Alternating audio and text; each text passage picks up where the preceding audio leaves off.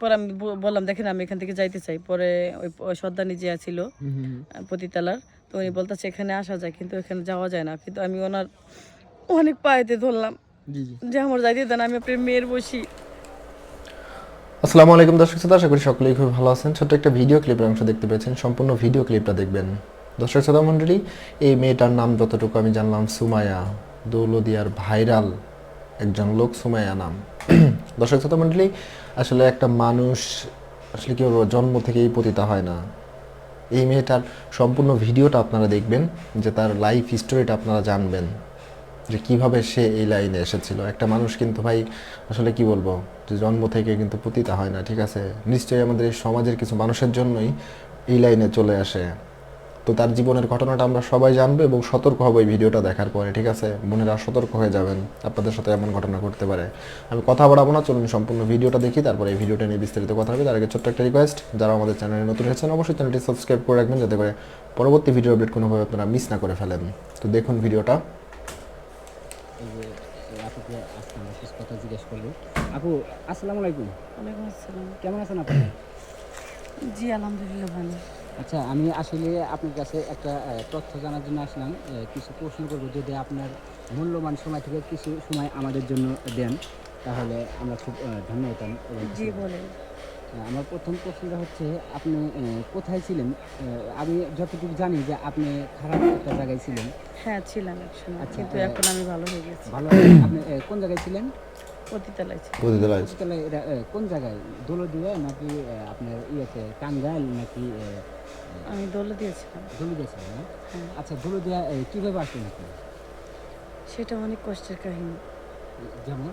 যেমন আমি যখন গ্রামে ছিলাম তখন এক ছেলের সাথে আমার ফেসবুকে পরিচয় হয়। তখন ওর সাথে দীর্ঘদিন অনেকদিন আমার প্রেম, ভালো একটা আন্ডারস্ট্যান্ডিং, বন্ধুত্বর মতো চলে। পরে এক পর্যায়ে আমরা প্রেমে করাই আর কি। আচ্ছা, আচ্ছা। ভালো একটা আন্ডারস্ট্যান্ডিং, এমন একটা পর্যায়ে আসে ও আমার ছাড়া বাঁচবে না, আমি ওর ছাড়া বাঁচবো না। তখন কথাগুলো শুনবেন। আর আমি গ্রামে ছিলাম, আমার দেশের বাড়ি খুলনা। হ্যাঁ। তারপরে একদিন ওর সাথে দেখা করি, দেখা করার পরে ওই ছেলেটা আপনার কাছে ঢাকা থেকে আপনার হ্যাঁ, কাছে ঢাকা দেখা থেকে করতে আমাদের গেছে দেশে নাকি? আছে। আর নাকি আপনি ছেলের কাছে আইছিলেন? প্রথমে ও আসে, আসার পরে ও আমাদের ভালো একটা বোঝাপড়া হয় দুইজনের আচ্ছা। মাঝখানে। তারপরে ও আমাকে বলছে চলো তোমাকে বিয়ে করবো, এই কথা বলে আমার টাকা নিয়ে যায়। আচ্ছা, আচ্ছা। ঢাকা ঢাকা নিয়ে আসছে। ঢাকা নিয়ে আসার পরে তারপরে কি বিয়ে করছিল? না, বিয়ে করে না। উনি বলছে কি উনি আমার একটা চাকরি দিয়ে দিবে, এই কথা বললাম পার্লারে। বলছে কি তুমি কিছুদিন চাকরি করো, পরে তোমাকে আচ্ছা বিয়ে আচ্ছা। করবো। আচ্ছা, মানে মিথ্যা কথা বলে ঢাকা আনছে? হ্যাঁ, মিথ্যা কথা তারপরে বলে, মানে আপনি- ভালোবাসার প্রলোভন দিয়ে দেখাই আমার আর কি আচ্ছা, টাকা আনছে। পরে কি ঢাকা গিয়া আপনি ইয়া পরে এক আমাকে জায়গায় থাকতেন, এক রুমে এক বাসায় থাকতেন? এক রুমে 2-3 মাস ছিলাম। তারপরে ও আমার বলছে কি দেখো তখন আমার তো আপনাদের মাঝে বিয়ে হয়নি না? না, বিয়ে হয়নি। এক রুমে বিয়ে ছাড়াই থাকতেন, 2-3 মাস ছিলাম। তখন কি আপনাদের মধ্যে ওই যে দৈহিক সম্পর্ক? Physical হ্যাঁ, relation ছিল? হ্যাঁ, আমার সাথে আমার সবকিছু হইতো, স্বামী স্ত্রীর যেটা হয় ওটা আমাদের ওটা সবকিছু হইতো। হ্যাঁ, শুধু আমাদের আপনি- বিয়েটা হয়নি। আমি যতটুকু জানি, আপনি একজন জ্ঞানী মানুষ, জ্ঞানী মেয়ে। তো আপনি কি জন্য বিয়ার আগে ফিজিক্যাল ওর সাথে এই সম্পর্ক? আসলে ওর তো আমি ভালোবাসি, যা কিছু বিশ্বাস করে দিছি। বুঝতে পারছি, আপনি মনটা ছিল সরল সোজা। আর মেয়ে মানুষের মন তো কচু পাতার মতো টলমলে। আচ্ছা, আচ্ছা। যেমন কচু পাতায় পানি দিলে টলমলে, মেয়েদের মানুষের এরকম। মানে ও আমার ভালো ভালো কিছু কথা বলছে, ভালোবাসি, তোমার ছাড়া মানে এক বাঁচবো না। কথায় মানে এই ওর জন্য প্রতি আর আপনি কি। আসক্ত ছিলেন। মানে ও যেটা বলতো সেটাই আপনার কাছে মধুর আচ্ছা লাগতো। আচ্ছা। যার কারণে এমন ভুল একটা বলতেছে কি সঠিক এমন একটা বলতেছে সময় আপনি ছিল বিবেচনা না যে করে ওর তার ছাড়া কথা আপনি রাজি হয়ে গেছেন। ওর ছাড়া আমি কিছুই আচ্ছা বুঝতাম আচ্ছা। না। আচ্ছা, যাই হোক। পরে যাই হোক আমার বলছে কি দেখো আমি যা ইনকাম করি এগুলো তো চলে না, তুমি একটা কাজ করো, একটা চাকরি করো, চলো একটা চাকরি নিয়ে, বলছে গার্মেন্টস চাকরি দিয়ে দিবে। এই কথা বললাম। আমরা একটা পতিতালা জানি না তখন, ওইটা পতিতালা। মানে তখন আমার দৌড়ে দিয়ে নিয়ে এসেছিল? হ্যাঁ দৌড়ে নিয়ে গেছে, আমি তো জানি না। নাম করে চাকরি দেওয়ার নাম করে আচ্ছা, পতিতালায় আচ্ছা। নিয়ে গেছে। পরে আমার বলছে কি দেখো অফিসার আসবে তোমার সাথে কথা বলবে। তখন নিয়ে একটা রুমের ভিতরে আমার দরজা লক করে দিছে, তালা মেরে দিছে। তখন এই আমি বলছি গার্মেন্টস থাকলে তো গার্মেন্টস মিশিং থাকবো, আরো অন্যান্য হেল্পার অপার, আমি যতটুকু শুনছি আর কি, আমি যত চাকরি করি না, তারপরে যতটুকু জানা মতে। আচ্ছা, আচ্ছা। পরে একটা সর্দার আছে, আসার পরে ওই খারাপ কাজের কথা বলতেছে, সাবধানে এসে আপনি খারাপ কাজের কথা বলতেছে। আমি বলছি কি আমি তো এখানে চাকরি করতে আছি। বলছে না, তোমাকে 50,000 টাকার বিনিময়ে তোমার প্রেমিকা তোমাকে বিক্রি করে দিছে। পরে ওর নাম্বার অনেক ফোন দিছি, কিন্তু এখন ধরে নাই বা বন্ধ ছিল নাকি? হ্যাঁ ও আর আমার ফোন ধরে নেই। হ্যাঁ, পরে কয়েকদিন পর মানে এইভাবে প্রতিদিন মানে ফোন দিতাম, তো নাম্বার বন্ধ করে রাখছি। পরে পরে আমি ওরে পরে আমি বললাম দেখেন আমি এখান থেকে যাইতে চাই। পরে ওই সর্দারনি যে ছিল পতিতালার, তো তো উনি বলতেছে এখানে আসা যায়, কিন্তু এখানে যাওয়া যায় না। কিন্তু আমি ওনার অনেক পায়েতে ধরলাম যে আমার যাইতে দেন, আমি আপনার মেয়ের বসি, আমি এইসব কাজ করতে চাই না, দরকার হলে আমি বাসায় কাজ করবো, তারপর আমার যাইতে দেন। উনি শুধু একটাই কথা বলতেছে, তাহলে 50,000 টাকা দিয়ে তোর প্রেমিকে যে তোর বিক্রি করে দিছে। তো আপনি কিন্তু ইচ্ছা করলে আপনার বাড়িতে কিন্তু যোগাযোগ আমার করে বাড়িতে 50,000 এরকম টাকা- কিছু নাই। আচ্ছা আপনি আমার বাড়িতে বাবা, কি আমরা জানতো যে আপনি আমরা ছোট ছোট 2টা ভাই বোন আছে, আর আমার বাবা মারা গেছে। আর আমরা মানুষের বাড়িতে থাকি, আমরা একবেলা খাইতে 2 বেলা না খেয়ে থাকি। আপনার মা ছিল না? আমার মা মানুষের বাড়িতে কাজ করে আর কি আমাদের খাওয়াইতো। ও আচ্ছা আচ্ছা, বুঝতে পারছি। আচ্ছা দরিদ্র আপু family। আসলে আপনাকে এই দুঃখের কথাটা ইতিহাস হ্যাঁ, তুলে তারপরে আপনাকে মনে করেন আমি কষ্ট কাজ করতে রাজি হইতাম না। পরে আমার দিনের পর দিন, রাতের পর রাত অনেক টর্চার করতো, আমার অনেক মাইরধর করতো, এবং কি আমার 1 সপ্তাহ মতো আমার খাবার দেয় নাই কি। এক সপ্তাহ আপনি কি খাচ্ছেন?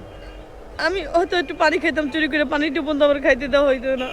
মানে এইভাবে টর্চার করতো আপনাকে? হ্যাঁ, অনেক টর্চার করতো, এবং কি অনেক মাইরধর করতো, আমার রদ্দা পিড়াইতো, পরে গলার মধ্যে গামছা দিয়া, পরে আচ্ছা, গলা এখন- টিপা ধরতো। এখন বিষয় হচ্ছে, বুঝতে পারছি। এখন আপনি ওইখান থেকে কিভাবে মুক্তি পেলেন?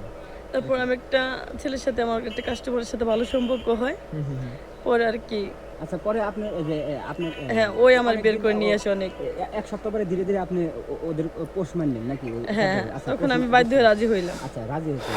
তো তারপরে আপনার কাস্টমার গুলো যে যাইতো এরা কি আপনার কাছে টাকা দিত না সর্দারের কাছে টাকা দিত? ওরা সর্দানির কাছে টাকা দিত। আচ্ছা সর্দারের কাছে টাকা দিত।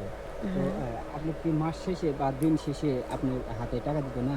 না, আমার 1 মাসের মাথায় হয়তো কোনো মাসে 2,000 3,000, বা কোনো মাসে দিত না, মাইরধর করতো এরকম। ও আচ্ছা বুঝতে পারছি। মানে আর এবং এক কি, পর্যায়ে আপনাকে কিনে নিচ্ছে আমার, হ্যাঁ, ওদের কাজ করতে ইচ্ছে করতো না। অনেক সময় বুড়া বেটারা আসতো, অনেক সময় জুয়ান ছেলেরা আসতো। হ্যাঁ, হুম। মানে কি বলবো, পরে প্রতিটা। ওখান থেকে বের হলেন আপনি কিভাবে?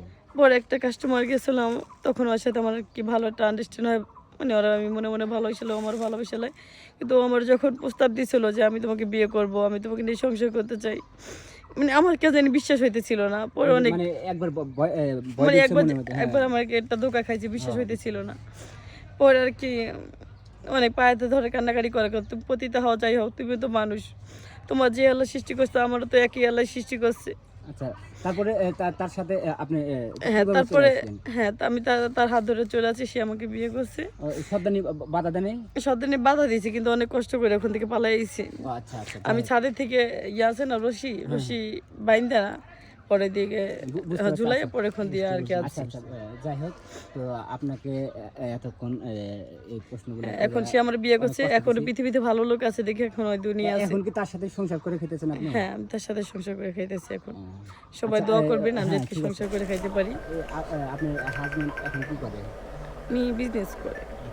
আচ্ছা যাই হোক, দর্শক শ্রোতা, ইতিমধ্যে সম্পূর্ণ ভিডিও ক্লিপটাই আপনারা দেখছেন, সম্পূর্ণ ঘটনাটাই জানতে পারছেন। এই ভিডিওটা আপনাদের মাঝে শেয়ার করার কারণ হচ্ছে একটাই, যে আপনারা যারা আছেন রিলেশন করার পরে অনেকেই আসলে কি বলবো, যে অনেক বিশ্বাস করে ফেলেন, ঠিক আছে? তো তারা এই ভিডিওটা দেখার পর সতর্ক হয়ে যাবেন, শেয়ার করবেন, ভিডিওটা লাইক করবেন, যাতে করে 10 জন দেখে সতর্ক হতে পারে। কারণ আপনার বাড়িও মা বোন আছে, সবার বাড়ি মা বোন আছে। ভিডিওটার জন্য যদি একজন সতর্ক হয়ে যায় তাহলে এই ভালো থাকবেন সবাই, সুস্থ থাকবেন। ভিডিওটা ভালো লাগলে লাইক করবেন। আজকে ভিডিও পর্যন্ত কি, আল্লাহ হাফেজ।